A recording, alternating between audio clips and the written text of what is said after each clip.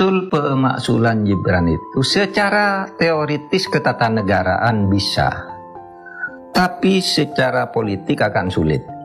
Secara politik akan sulit. Ketatanegaraan itu sudah mengatur kalau presiden, wakil presiden melakukan 5 hal atau terjadi 1 hal jadi 6 akhirnya: korupsi, penyuapan, pengkhianatan, tindak pidana berat, dan perbuatan tercela. Itu bisa dimajukan. Tapi itu teorinya. Prakteknya kan susah. Karena apa? Untuk memakzulkan seorang presiden atau wakil presiden itu harus diputuskan dulu oleh sidang pleno DPR yang dihadiri oleh minimal 2/3 dari seluruh anggota. Sidang pleno DPR ya? Iya. Iya.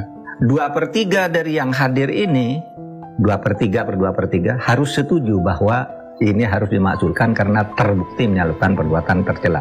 Bayangin secara politik, 2/3 tuh berapa? Iya kan? Ya. Kalau dari 575 kira-kira 2/3 itu kan sudah harus anggota DPR 380-an lah ya, sekitar itulah.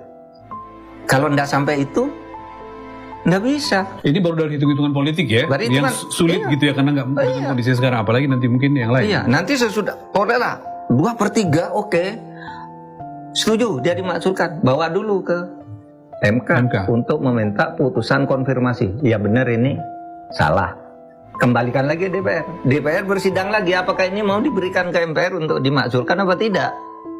Sesudah di MPR lagi sidang, 2/3 harus hadir, 2/3 harus setuju. Tidak mungkin. Secara politik sekali lagi. Secara politik, karena sekarang koalisinya Pak besar sekali. Pak Wal sudah 81. Iya. Jadi secara hukum mungkin, secara politik akan sangat tidak mungkin. Sungguh pun di atas kertas ini sulit dan mekanismenya panjang, dan secara politik hitung-hitungannya juga hampir tidak mungkin. Tapi kalau kondisi sosial politik ketika itu dan rakyat menginginkan, bisa saja itu terjadi seperti kasus sampai. Bisa saja. Rakyat menginginkan konfigurasi politik berubah. Misalnya Pak Prabowo membuat aliansi politik baru, gampang kok bagi presiden. Partai ini, saya begini, ikut semua pasti.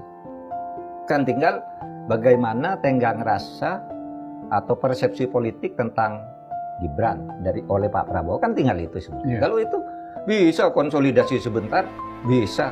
Seperti yang terjadi pada Pak Harto juga kan, sesudah dijatuhkan, betapa kuatnya Pak Harto, didukung oleh 100% MPR. Tapi sudah itu MPR menganggap bahwa Pak Harto nih tidak benar, terjadi konsolidasi kekuatan rakyat yang